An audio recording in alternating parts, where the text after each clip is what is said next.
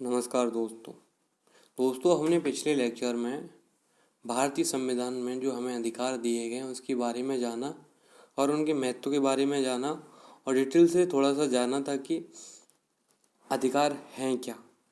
आज हम बात करेंगे कि कौन से अधिकार कौन से आर्टिकल में वर्णित हैं।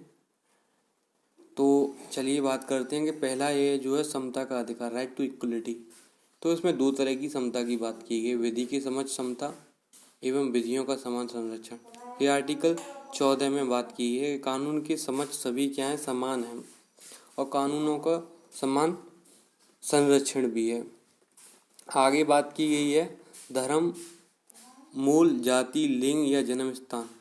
धर्म, रिलीजन, मूल वंश, कास्ट, ये सेक्स रेशियो और ये बर्थ की बेस पे कोई भेदभाव नहीं होगा, इस पे प्रतिषेध है। ये आर्टिकल 15 में बात की गई है। आर्टिकल 16 में बात की है रोजगार में अवसर की समानता, यानी एम्प्लॉयमेंट में लोक नियोजन के विषय में अवसर की समता। आर्टिकल 16 में बात की गई है दोस्तों। ये आर्टिकल 17 में बात की छुआछूत का अंत, इसको बोलते हैं अस्पृश्यता यानी अनटचबिलिटी। अनटचबिलिटी का मतलब है यहाँ कि जो निम्न जाति के शूद्र लोग हैं उनके साथ क्या है कि भेदभाव किया जाता था, उन्हें पानी नहीं भरने दिया जाता था, जो निम्न जाति के लोग थे। तो इसके आधार पे यहाँ पे अनटचबिलिटी लाया गया, छुआछूत का अंत। तो आर्टिकल 17 में बात की गई है। और ये बात की गई है आर्टिकल 18 में उपाधियों का अंत, यानी जो टाइटल हैं जैसे कि बहादुर शाह इत्यादि जो टाइटल थी उसके अंत की बात की, मतलब ये टाइटल बिना राष्ट्रपति, ये टाइटल ख़त्म कर दिए गए। और दोस्तों आगे मैं विस्तार से बताऊंगा कि किसी भी सेना और विद्या से रिलेटेड इसमें छोड़ दिया गया है, क्योंकि सेना से रिलेटेड अभी भी यह उपाधि दी जाती हैं। दोस्तों मैं बताऊंगा किसी भी उपाधि के लिए राष्ट्रपति की सहमति, किसी भी विदेशी विदेशी देशों से यदि हमें उपाधि दी जाती है तो उसमें हमें राष्ट्रपति की अनुमति की आवश्यकता होती है। आइए दोस्तों हम बात करते हैं स्वतंत्रता के अधिकार की। व्यक्तिगत स्वतंत्रता का अधिकार, यह आर्टिकल 19 में बात की है। इसमें छः अधिकार हैं। व्यक्तिगत स्वतंत्रता का वाक एवं अभिव्यक्ति की स्वतंत्रता, सम्मेलन करने की स्वतंत्रता, संघ बनाने की स्वतंत्रता, संचरण यानी ये एक जगह से दूसरी जगह जाने की स्वतंत्रता, निवास करने की स्वतंत्रता, वृत्ति यानी व्यवसाय की स्वतंत्रता। छह स्वतंत्रताओं की बात की गई है। आगे हम बात करते हैं कि अपराधों के लिए दोष सिद्धि के संबंध में संरक्षण। ये आर्टिकल 20 में बात की गई है कि आपने कोई अपराध किया है तो उसके लिए आपको बार बार सजा नहीं दी जा सकती, एक ही बार सजा दी जाएगी। नेक्स्ट में बात करते हैं जीवन की रक्षा, दैहिक स्वतंत्रता का अधिकार, राइट टू लाइफ। तो दोस्तों ये राइट टू लाइफ जो है प्राण एवं दैहिक स्वतंत्रता का संरक्षण, आर्टिकल 21 में बात की गई है कि जो बेसिक्स खाने जीवन जीने के लिए जो बेसिक नीड्स की ज़रूरत होती है वो हमें राइट टू लाइफ दिया गया है यहाँ पे। आइए हम बात करते हैं कुछ दशाओं में गिरफ्तारी और निरोध से संरक्षण, आर्टिकल 22 में बात की गई है। आइए देखते हैं शोषण के विरुद्ध अधिकार। दोस्तों जैसा कि मैंने पहले आपको बताया था कि तयशुदा मजदूरी से कम देना, जो सैलरी है तयशुदा मजदूरी से कम मजदूरी देना क्या एक तरह से शोषण है, बेगार है, बंधुआ मजदूरी जैसा है। तो ये इसके लिए मैंने आपको बताया था आर्टिकल 23 से 24 में चर्चा की गई थी कि शोषण के विरुद्ध अधिकार, मानव के दुर्व्यापार और बंधुआ मजदूरी पर रोक, आर्टिकल 23। जोखिम वाले कामों में बच्चों से मजदूरी कराने पर रोक, मतलब जैसे कि जो कम उम्र के बच्चे हैं जो अपने जीवन यापन के लिए, जो गरीब बच्चे हैं क्या करते हैं कि काम करते हैं, तो इत्यादि को किसी जोखिम मतलब उनकी हेल्थ को उससे खतरा ना हो इत्यादि पे काम कराने पर रोक लगाई गई है। आगे हम बात करते हैं रिलीजन की धार्मिक स्वतंत्रता का अधिकार। धार्मिक स्वतंत्रता का अधिकार दोस्तों ये चर्चा की गई है 25 से 28 तक। तो यहाँ हम देखेंगे कि पहला जो दिया है आस्था और प्रार्थना की आज़ादी। दोस्तों आपको किसी धर्म में आस्था है और या प्रेयर करते हैं, प्रार्थना करते हैं, तो आप स्वतंत्र हैं। ये आर्टिकल 25 में बात की गई धार्मिक मामलों के प्रबंधन। किसी रिलेटेड धर्म से रिलेटेड जो मामला है, इश्यूज हैं, उसके प्रबंधन से रिलेटेड जो बात की है आर्टिकल 26 में बात की है। किसी विशेष धर्म की अभिवृद्धि के लिए कर अदायगी की स्वतंत्रता। मतलब आप किसी विशेष धर्म को प्रमोट कर रहे हैं तो उसके लिए आप पे जबरन फोर्स नहीं किया जाएगा कि कर दीजिए, ये आपकी श्रद्धा है, ठीक है। तो यहाँ पे इसकी बात ये है आर्टिकल 27 में कुछ शिक्षा संस्थाओं में धार्मिक शिक्षा या उपासना में उपस्थित होने की स्वतंत्रता। धार्मिक शिक्षा या उपासना की स्वतंत्रता है, ये आर्टिकल 28 में बात की है। आइए दोस्तों बात करते हैं यहाँ संस्कृत और शैक्षणिक यानी कल्चरल और एजुकेशन के जो राइट्स हैं। अल्पसंख्यकों की भाषा और संस्कृति के संरक्षण का अधिकार, यानी जो लोग माइनॉरिटी में आते हैं उनको अपनी भाषा को और अपने कल्चर को सुरक्षित करने का राइट है, प्रोटेक्ट करने का बिल्कुल राइट है। आगे बात करते हैं अल्पसंख्यक। ये आर्टिकल 29 में बात की गई है, ये 29 से 2030 के बीच में है। तो ये जो बात की गई है अल्पसंख्यकों की भाषा और संस्कृति यानी लैंग्वेज और कल्चर को जो संरक्षण का अधिकार है वो आर्टिकल 29 में है। अल्पसंख्यकों को शैक्षणिक संस्थाएं स्थापित करने का अधिकार, यानी जो माइनॉरिटी में लोग आते हैं उनको अपनी शैक्षणिक संस्थाएं इस्टेब्लिश करने का राइट है। और ये संवैधानिक उपचारों का अधिकार, ये अपने आप में दोस्तों एक अधिकार है। 5 प्रकार की रिट होती हैं जो मैं आपको आगे बताऊंगा। ये मौलिक अधिकारों को लागू कराने के लिए न्यायालय में जाने का अधिकार है। दोस्तों इसका मतलब ये है कि आपके किसी भी मौलिक अधिकार का उल्लंघन होता है तो आप सुप्रीम कोर्ट या हाई कोर्ट में जा सकते हैं और वहाँ पे पिटीशन दायर कर अपने अधिकार के लिए लड़ सकते हैं। तो आइए दोस्तों बात करते हैं, ये भेदभाव के स्पष्ट उदाहरण हैं। एक जाति व दूसरे लिंग के आधार पर भेदभाव किया गया, आपकी राय में क्या? ये यहाँ ये क्वेश्चन दिए गए हैं। समता का अधिकार ऐसे और अन्य प्रकार के भेदभाव को समाप्त करने का प्रयास करता है। यानी मैंने बताया था अभी आपको कि आर्टिकल 14 में बात की गई थी राइट टू इक्वलिटी की, मतलब समता का अधिकार। आपके साथ कानून की समझ समता, यानी कानून के बेस पे आप समान हैं, आपके साथ कोई भेदभाव नहीं किया जाएगा। और बात की गई थी यहाँ 15 में, आर्टिकल 15 में बात की गई थी धर्म, जाति, लिंग और जन्म इत्यादि के आधार पर कोई भेदभाव नहीं किया जाएगा।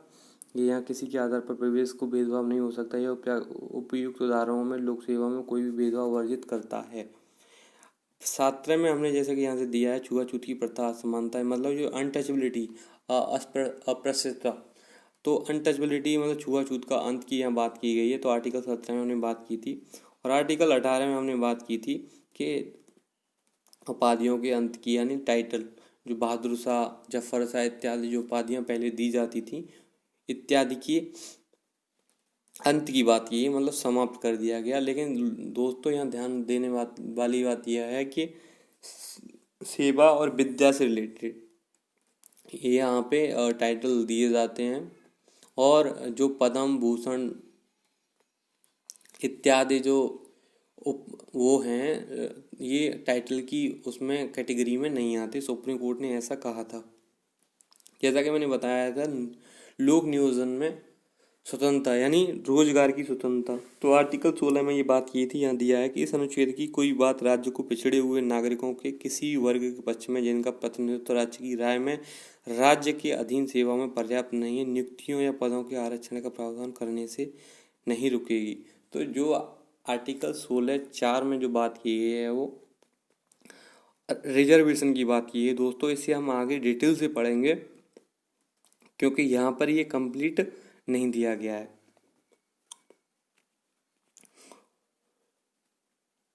देखिए जैसे कि यहाँ कहा है कि आर्टिकल 16(4) साफ कहता है कि आरक्षण जैसी नीति की समानता के अधिकार के उल्लंघन के रूप में नहीं देखा जा सकता। यदि आप संविधान की भावना देखें तो आप पाएंगे कि अवसर की समता जो समानता के अधिकार को पूरा करने के लिए जरूरी है। मतलब आर्टिकल 14 आरक्षण जो है समता के अधिकार के विरुद्ध नहीं है, क्योंकि इसे लागू करना भी जरूरी है।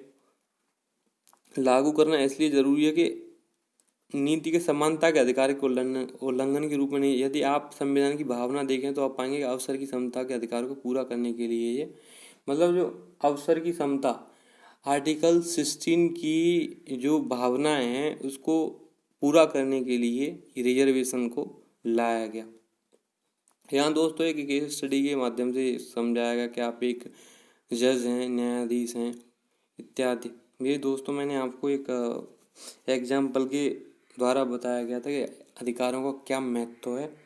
तो इस स्टोरी में बताया गया आपको उड़ीसा के पुरी जिले के दलित समुदाय के एक सदस्य हादी बंधु से एक पोस्ट कार्ड मिलता है। उसमें लिखा है कि उसकी समुदाय के पुरुषों ने इस प्रथा का पालन करने से इनकार कर दिया जिसके अनुसार उन्हें उच्च जातियों के मतलब जो मैरिज में दूल्हे और सभी मेहमानों के पैर धोने पड़ते थे। इसके बदले उस समुदाय की 4 महिलाओं को पीटा गया और उन्हें निर्वस्त्र यानी वस्त्र उतार दिए गए और घुमाया गया। पोस्ट कार्ड लिखने वाले अनुसार हमारे बच्चे शिक्षित हैं और वे उच्च जातियों के पुरुषों के पैर धोने, विवाह में भोज के बाद जूठन हटाने और बर्तन मांजने का परंपरागत काम करने को तैयार नहीं है। यह मानते हुए कि उपयुक्त तथ्य सही है, आपको यह निर्णय करना है कि क्या इस घटना में मौलिक अधिकारों का उल्लंघन हुआ है। जी दोस्तों, बिल्कुल हुआ है। हाँ, इसमें आपको आर्टिकल 15 कहता है कि लिंग, जाति, जन्म इत्यादि के आधार पर कोई भेदभाव जो डिस्क्रिमिनेशन है नहीं किया जा सकता। तो यहाँ पे प्रॉपरली हो रहा है, तो यहाँ आर्टिकल 15 का उल्लंघन हो रहा है दोस्तों। आइए हम आगे देखते हैं अनुच्छेद 21 क्या कहता है। जैसे कि मैंने बताया था, राइट टू लाइफ, जीवन और दैहिक स्वतंत्रता का संरक्षण। किसी व्यक्ति को उसके प्राण या दैहिक स्वतंत्रता से विधि द्वारा स्थापित प्रक्रिया के अनुसार ही वंचित किया जाएगा, अन्यथा नहीं। इसका मतलब दोस्तों यह है कि हमें राइट टू लाइफ है, जैसे कि हवा लेने का अधिकार, पानी पीने का अधिकार, जो बेसिक नीड्स हैं दैनिक जीवन के लिए, उसका अधिकार है। दोस्तों यहाँ स्वतंत्रता के अधिकार की बात की गई है, तो मैंने आपको बताया किसी भी लोकतंत्र में समता और स्वतंत्रता सबसे महत्वपूर्ण अधिकार हैं। इसमें एक के बिना दूसरे की कल्पना नहीं की जा सकती। स्वतंत्रता का अधिकार का अर्थ है चिंतन एवं अभिव्यक्ति कार्य करने की स्वतंत्रता। जैसा कि दोस्तों मैंने आपको बताया था आर्टिकल 19 से 22 तक स्वतंत्रता के बारे में मैंने आपको बात की थी। तो इसमें था आर्टिकल 19 में वाक एवं अभिव्यक्ति की स्वतंत्रता, सम्मेलन करने की स्वतंत्रता, संघ बनाने की स्वतंत्रता, संचरण यानी एक स्थान से दूसरे स्थान जाने की स्वतंत्रता, निवास करने की स्वतंत्रता, वृत्ति यानी किसी भी व्यवसाय को अपनाने की स्वतंत्रता। आर्टिकल 20 में बात की थी अपराधों के लिए दोष सिद्धि के संबंध में संरक्षण। आर्टिकल 21 में मैंने बात की थी प्राण एवं दैहिक स्वतंत्रता का संरक्षण। और आर्टिकल 22 में मैंने बात की थी कि कुछ दशा में गिरफ्तारी और निरोध में संरक्षण। और आर्टिकल 21 में भी बात की थी प्रारंभिक शिक्षा का अधिकार, यानी जो प्राइमरी एजुकेशन है उसकी राइट्स की बात की थी। और राइट टू लाइफ, प्राण और दैहिक स्वतंत्रता के संरक्षण की हमने बात की थी। तो दोस्तों यहाँ यही बात बताया गया जो मैंने आपको पहले बताई है, जीवन और व्यक्तिगत स्वतंत्रता का अधिकार। तो जो मैंने बताया कि किसी व्यक्ति को दैनिक जीवन जीने के लिए बेसिक जो ज़रूरत है उनकी आवश्यकता होती है, जिसे हम राइट टू लाइफ बोलते हैं, वो यहाँ चर्चा की गई है। जैसे कि स्वतंत्रता के सबसे महत्वपूर्ण अधिकारों जीवन और व्यक्तिगत स्वतंत्रता का अधिकार है। किसी भी नागरिक को कानून द्वारा निर्धारित प्रक्रिया का पालन किए बिना उसके जीवन और व्यक्तिगत स्वतंत्रता से वंचित नहीं किया जा सकता। इसका अर्थ यह है कि किसी भी व्यक्ति को बिना कारण बताए गिरफ्तार नहीं किया जा सकता। गिरफ्तार किए जाने पर उस व्यक्ति को अपने पसंदीदा वकील के माध्यम से अपना बचाव करने का अधिकार है। इसके अलावा पुलिस के लिए यह आवश्यक है कि वह व्यक्ति को 24 घंटे के अंदर निकटतम न्यायाधीश के सामने पेश करे और न्यायाधीश ही इस बात का निर्णय करेगा कि गिरफ्तारी जो की गई है वो उचित है या नहीं है। यानी कि दोस्तों आपको 24 घंटे से ज़्यादा उसमें 24 घंटे से ज़्यादा आपको गिरफ्तार नहीं किया जा सकता। मतलब न्यायाधीश के सामने आपको पेश कर दिया जाएगा और वहाँ सुप्रीम कोर्ट ये डिसाइड करे न्यायपालिका डिसाइड करेगी कि आप की जो गिरफ्तारी की गई है वो उचित है या नहीं है। इस अधिकार द्वारा किसी व्यक्ति के जीवन को मनमाने ढंग से समाप्त करने के विरुद्ध की गारंटी नहीं मिलती, बल्कि इसका दायरा और भी व्यापक है। सर्वोच्च न्यायालय के पिछले अनेक जो निर्णय, जो डिसीजंस द्वारा इस अधिकार का दायरा बढ़ा है, और सुप्रीम कोर्ट के निर्णय के अनुसार इसमें शोषण से मुक्त और मानवीय गरिमापूर्ण जीवन जीने का अधिकार अंतर्निहित है। न्यायालय ने माना कि जीवन के अधिकार का अर्थ है कि व्यक्ति के आश्रय और आजीविका का भी अधिकार हो, क्योंकि इसके बिना कोई व्यक्ति जिंदा नहीं रह सकता। आर्टिकल 22 में मैंने बताया था निवारक नज़रबंदी।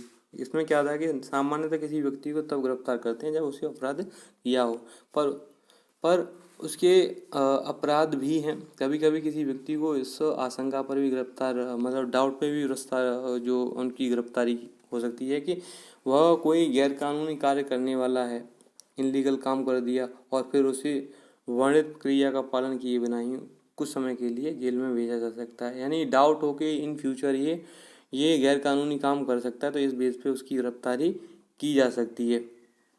इसे ही हम क्या बोलते हैं, निवारक नज़रबंदी।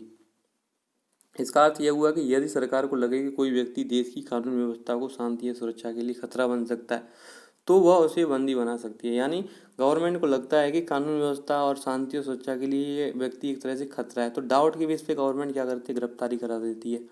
तो उसी को हम नज़रबंदी बोलते हैं। तो वह उसे बंदी बना सकती है, लेकिन निवारक नज़रबंदी अधिकतम कितने महीने के लिए होती है दोस्तों? ये क्वेश्चन कई बार पूछा गया। 3 महीने के लिए हो सकती है। 3 महीने के बाद ऐसे मामले की समीक्षा के लिए एक सलाहकार बोर्ड बनाया जाता है और उसे उसके समक्ष रखा जाता है। प्रत्यक्ष रूप से निवारक नज़रबंदी सरकार के हाथ में असामाजिक तत्वों और राष्ट्र विरोध, जो विद्रोही, मतलब राष्ट्र के जो खिलाफ हैं तत्वों से निपटने का एक हथियार है। मतलब कानून व्यवस्था को बनाए रखने के लिए और राष्ट्र विरोधी जो घटनाएं उनको रोकने के लिए एक तरह से गवर्नमेंट इसे यूज करती है। लेकिन गवर्नमेंट ने प्राय इसका दुरुपयोग किया है, मतलब किसी को भी गिरफ्तार कर लिया।